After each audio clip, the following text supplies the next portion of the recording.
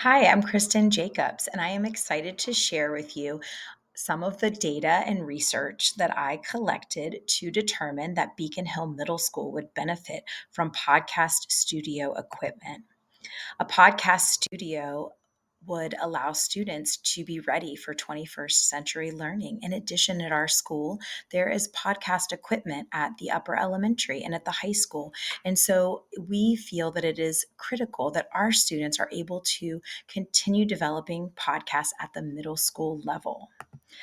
Student podcast studio equals student success. And some of the research and reasons are due to the fact that when students are developing and publishing a podcast, they are at the transformative phase of using technology. They are creating and designing something new and unique that is all their own. And that is something they're going to need for the future schooling and for future jobs.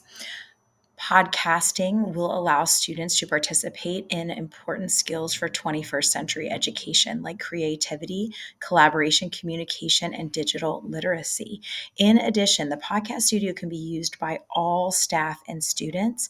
It will meet standards developing and publishing podcasts, will meet standards in all content areas, and in addition, technology standards as well.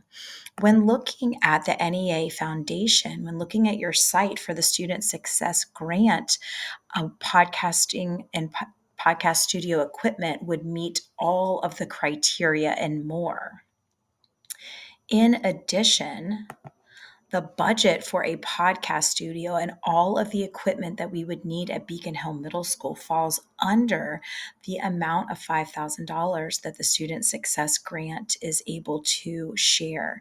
And so for those reasons, we feel that a podcast studio would be beneficial for our students and will promote student growth. Thank you so much for your time and listening to this information.